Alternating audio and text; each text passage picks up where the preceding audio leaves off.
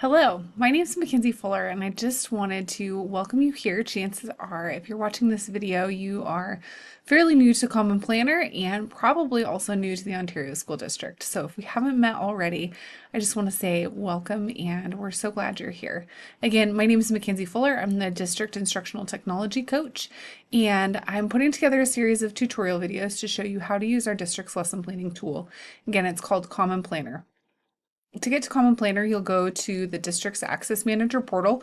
You should have one of these orange bars right across the top, unless they do an update in the next couple of weeks. If that's the case, go with whatever the newest information is that you have. You'll go to Common Planner. It's this little icon with a light bulb. If you don't see that icon, this is a great time for you to email AC Service Desk at ontario.k12.or.us. That'll be the same as submitting a ticket to the service desk to let them know that you're missing that icon from your portal.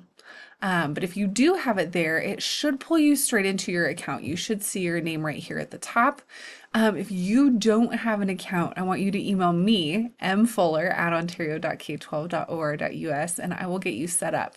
At this point, it is mid-July of 26, and I have everybody who is new to the district at this point entered into our system. But again, if I missed you, send me an email. When you open up Common Planner, it used to be called Common Curriculum. This is the first year of that transition. You should see on the left side any of your current plan books. If you're new to this, you won't have any.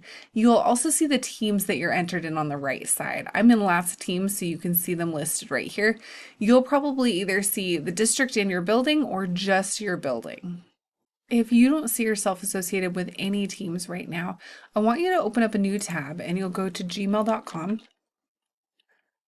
This takes you to your district Gmail account. We don't use these for a whole lot at all, but our emails from Common Curriculum or Common Planner do come here. So you'll come to, again, gmail.com, and you can search for an email from either Common Planner or Common Curriculum. There should be an invitation for you to join a team.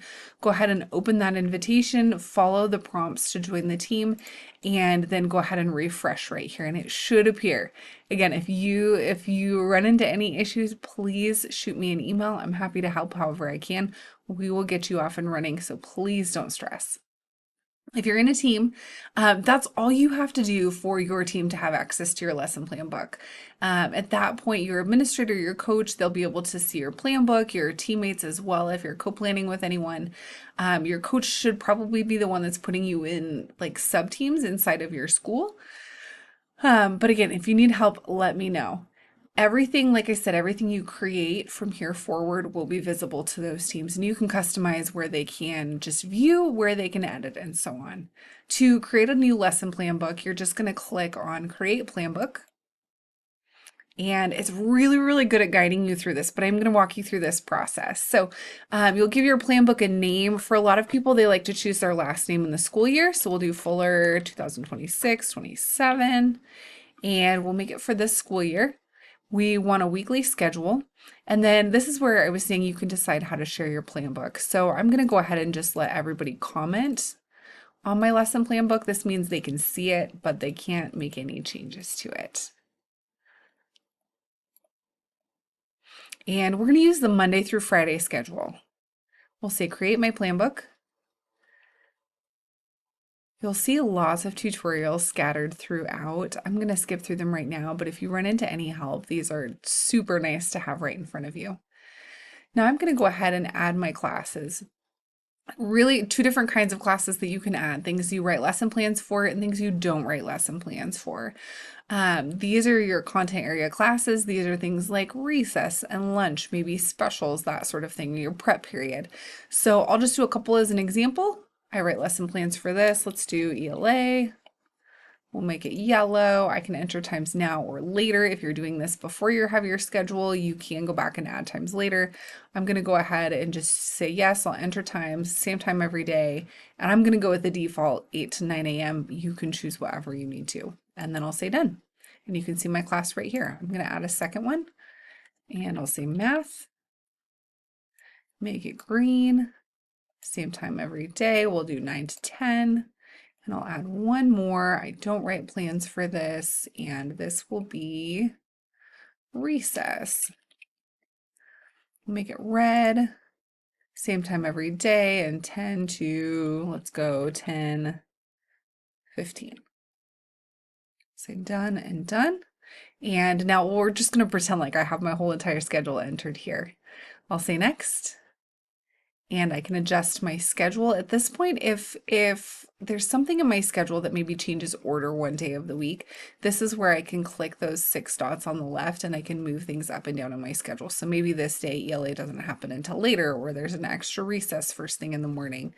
That again is where you will shuffle those blocks. I'll go ahead and say next and choose templates.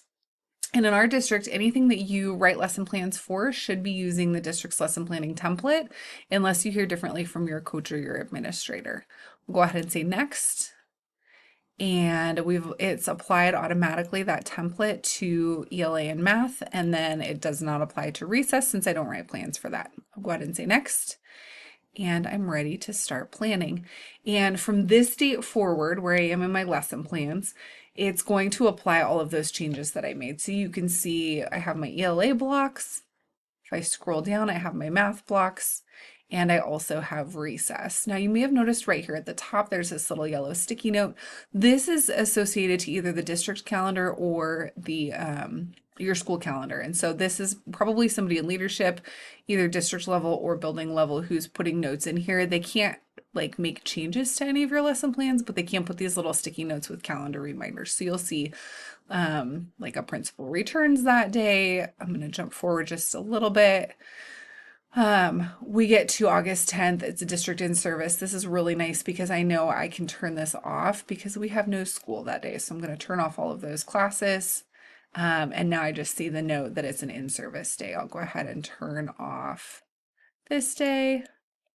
And again, now it's an in-service day. I'll do that for this entire first week.